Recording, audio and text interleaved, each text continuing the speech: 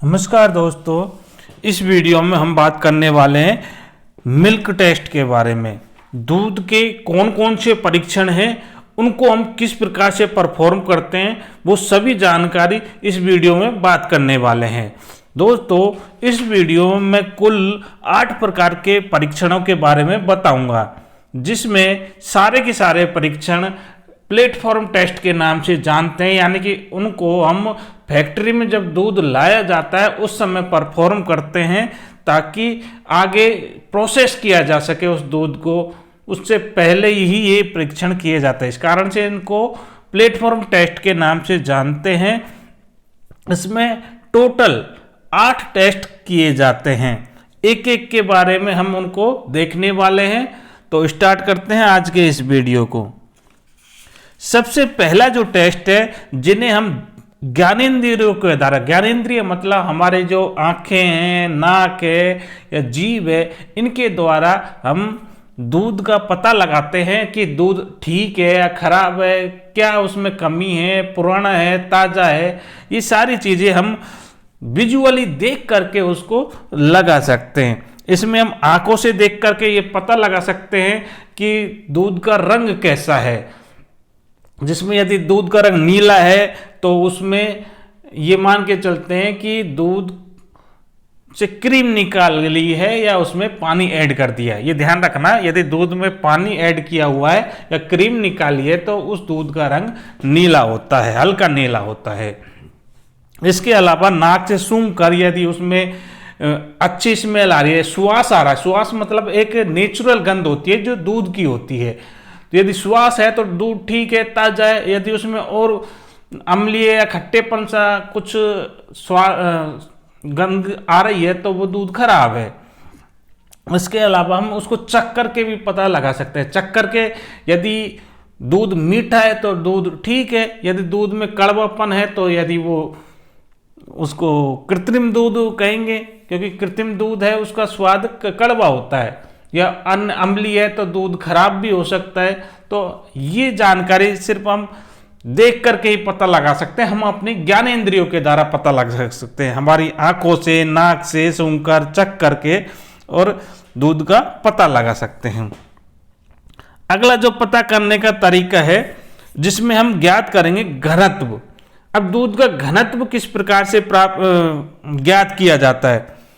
अब देखिए, जो अपन डेयरी पे दूध दे के जाते हैं उसमें जो कीमत मिलती है अपन को, उस मूल्य का जो निर्धारण किया जाता है ये आपेक्षिक घनत्व के आधार पर दिया जाता है। आपेक्षिक घनत्व एक प्रकार का गाढ़ापन है, उसमें घनत्व कितना है उसके आधार पर ही उस दूध की मूल्यता का निर्धारण किया जाता है।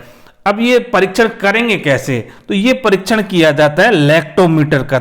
लैक्टोमीटर एक ऐसा यंत्र है जिसके द्वारा हम दूध में मिले हुए पानी की मात्रा, कि पानी मिला हुआ या नहीं है, या और भी कुछ ऐड किया हुआ नहीं है या नहीं है, उस चीज का हम पता करते हैं। कैसे करते हैं वो सभी बातें आगे मैं बताने वाला हूं। अभी तो सिर्फ इतना ध्यान रखिए कि लैक्टोमीटर के द्वारा दूध का आपेक्षिक घनत्व ज्ञात किया जाता है। जनरली हम देखते हैं, ये मैंने पहले भी बता दिया, कि गाय के दूध का जो आपेक्षिक घनत्व होता है ये 1.028 होता है, जबकि भैंस का जो आपेक्षिक घनत्व होता है 1.032 होता है। भैंस का दूध का आपेक्षिक घनत्व थोड़ा ज्यादा होता है। अब जो हम लैक्टोमीटर द्वारा जो रीडिंग आएगी हमारी, उसको कैलकुलेट करके हम आपेक्षिक घनत्व निकालते हैं।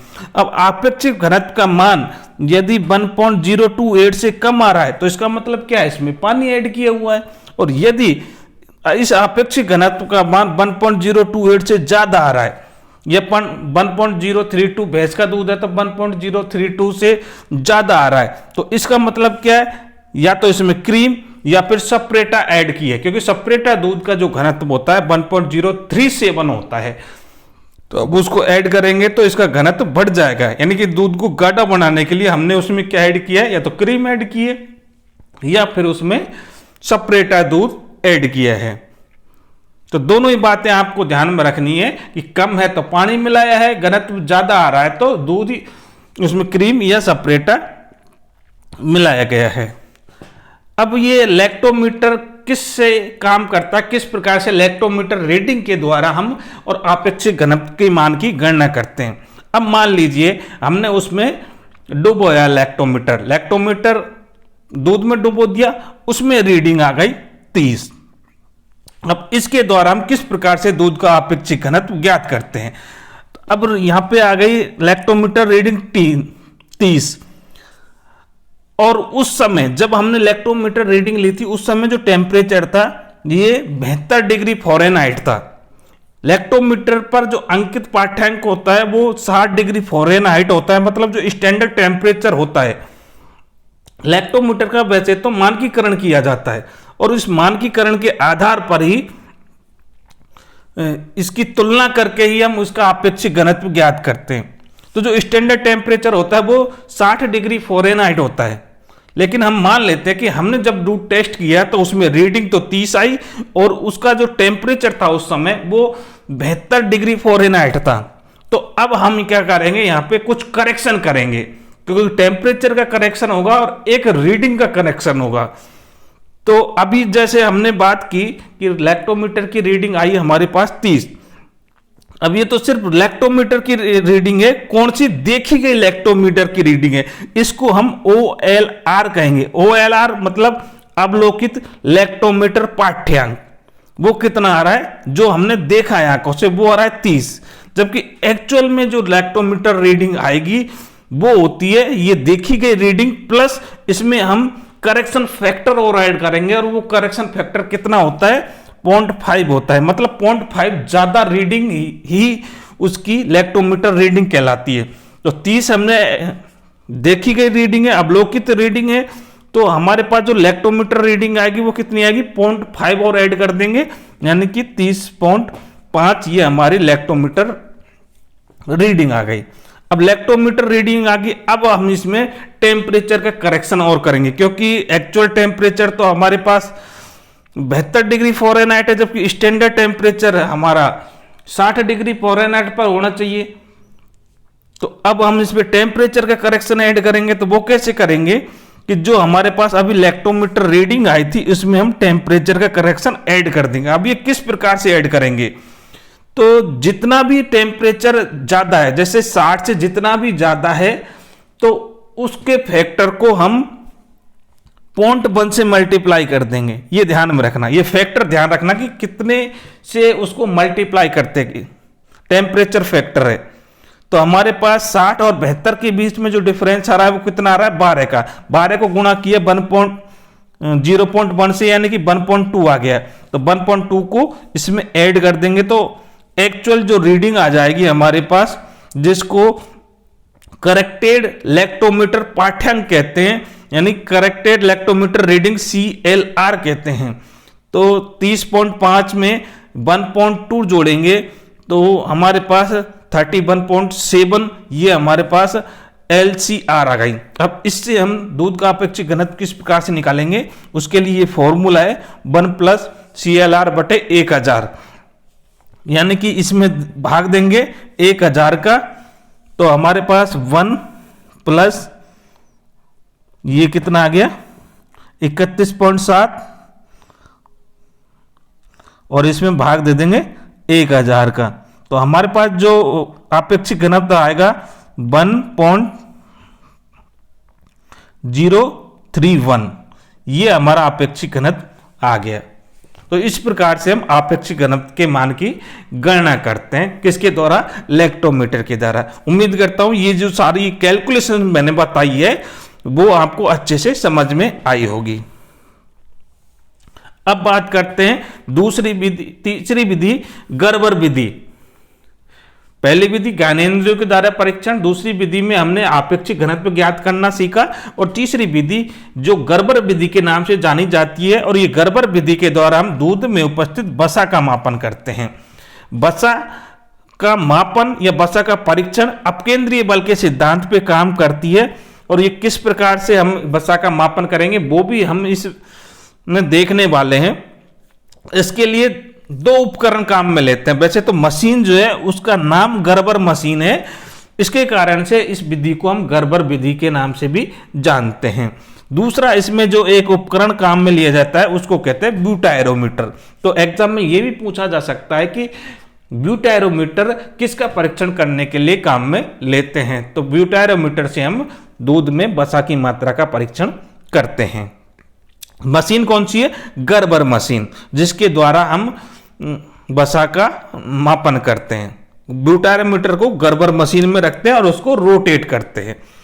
अब इस ब्यूटायरोमीटर में हम 3 केमिकल ऐड करते हैं। ये तीनों केमिकल प्लस इसकी क्वांटिटी आपको ध्यान में रखना। पहले तो हम लेंगे 10 ml H2SO4। H2SO4 सल्फ्यूरिक अम्ल लेंगे, कितना? 10 ml लेंगे। और किस में से लेंगे? अब देखिए जो H2SO4 ये एक घातक केमिकल है, तो इसको ऐसे तो नहीं कि अपने चम्मच से डाल दिया और किसी चीज डाल दिया। तो इसको मापने के लिए ऑटोमेटिक टिल्ट मेजर आता है जो उसी में ढक्कन के रूप में लगा रहता है। तो ऑटोमेटिक टिल्ट मेजर द्वारा 10 ml H2SO4 को माप करके और इस ब्यूटायरोमीटर में डाल दिया।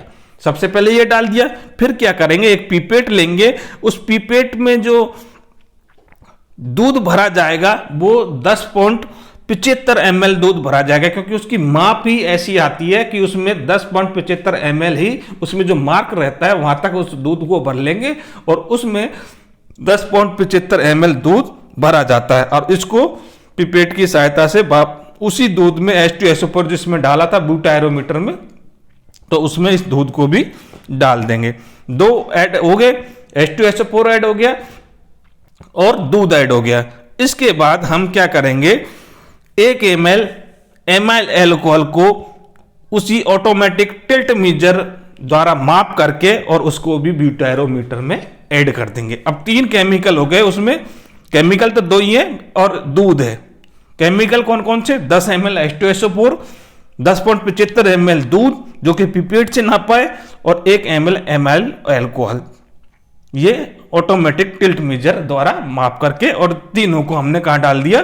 ब्यूटायरोमीटर में डाल दिया। अब ब्यूटायरोमीटर को हम रखते हैं गर्बर मशीन में। गर्बर मशीन में रख करके और उसको रोटेट करते हैं। और रोटेट कितना करना है? उसको रोटेट करना है 1100 RPM। 1100 RPM का मतलब है 1100 रोटेशन पर मिनट। 1 मिनट में 1100 चक्कर उसको घुमाया जाता है और ये 4-5 मिनट तक किया जाता है। 5 मिनट तक कर लिया, 1100 RPM की रेट से उसको घुमा दिया और फिर जब मशीन बंद करी, बंद करने के बाद जब ब्यूटायरोमीटर को निकाला गया तो उसमें देखते हैं कि ऊपर की ओर एक परत बन जाती है अर्धचंद्राकार। इसमें जो ये परत बनती है उसमें हम रीडिंग देख करके ऊपरी लेवल और नीचे के लेवल में, परत का जो ऊपरी लेवल है और उसका नीचे लेवल है, दोनों में डिफरेंस निकाल करके और हम ये ज्ञात कर लेते हैं कि इतनी वसा उसमें मौजूद है। ठीक है, तो ये मैंने वसा कैलकुलेट करने की गर्बर विधि मैंने आपको बता दी। अब बात करेंगे अगला जो टेस्ट है या अगला परीक्षण है वो है क्लॉट ऑन बॉइलिंग टेस्ट, जिसको COB टेस्ट के नाम से जानता है।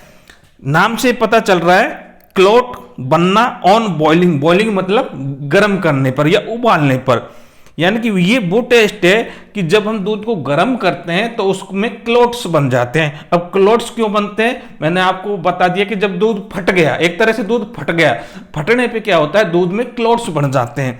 तो यही ये विधि है, सादा सिंपल विधि है।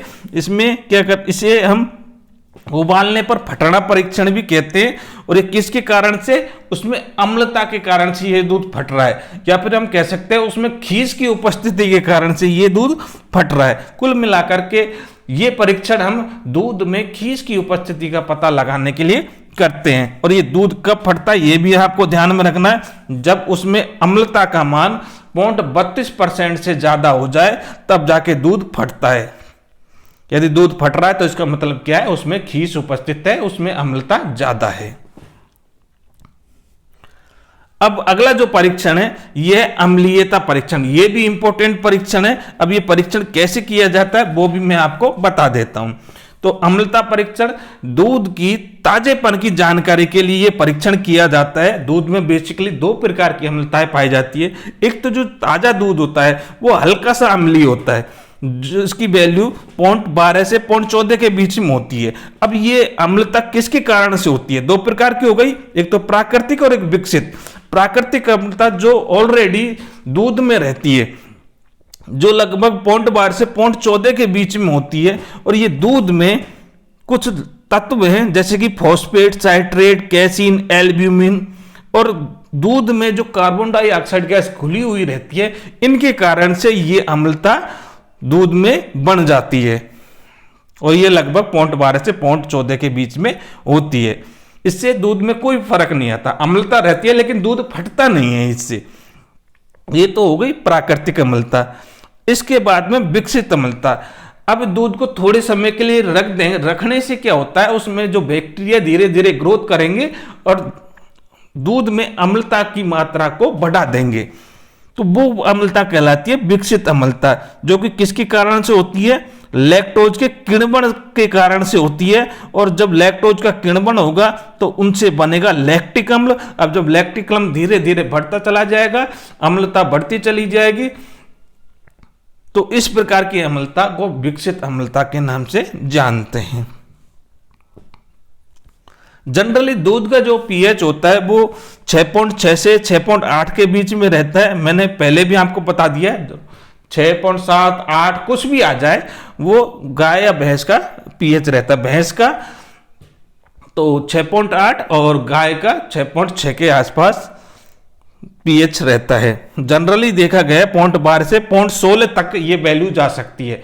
0.14 कहीं कहीं 0.14 मिलता है, कहीं कहीं 0.16 या 17 के आसपास ये वैल्यू जाती है, इससे ज्यादा नहीं जानी चाहिए।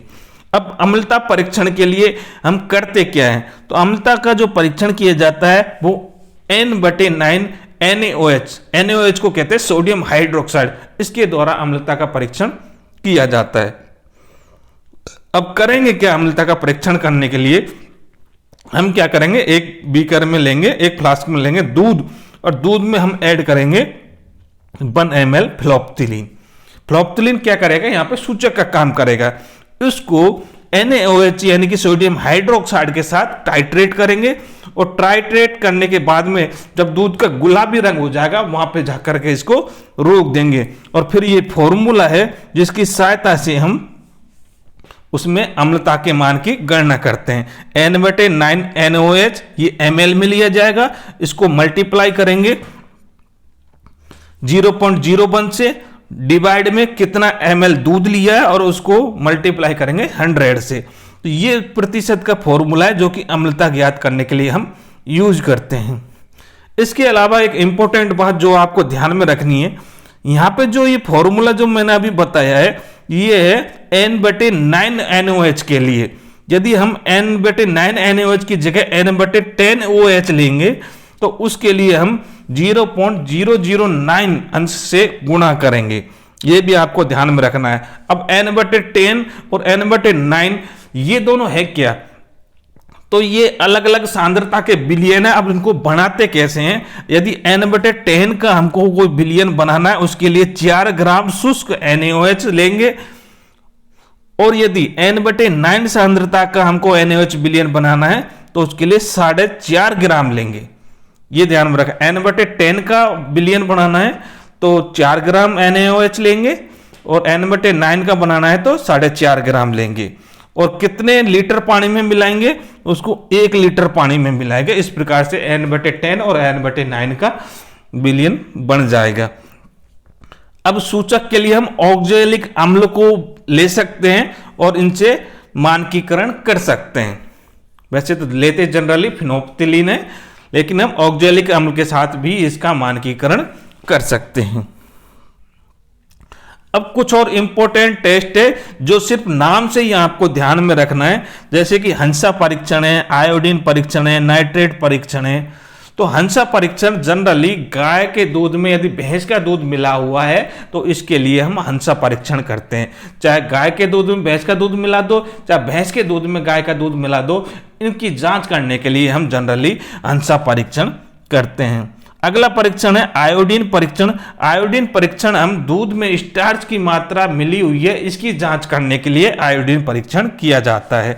अगला टेस्ट है नाइट्रेट परीक्षण। नाइट्रेट परीक्षण दूध में वर्षा जल की मात्रा की उपस्थिति का पता करने के लिए हम नाइट्रेट परीक्षण करते हैं। तो ये कुल 8 टेस्ट है जो कि दूध परीक्षण से संबंधित है। उम्मीद करता हूं ये परीक्षण आपको अच्छे से समझ में आया होंगे। बाकी की बात हम नेक्स्ट वीडियो में करेंगे। तब तक के लिए जय हिंद, जय भारत।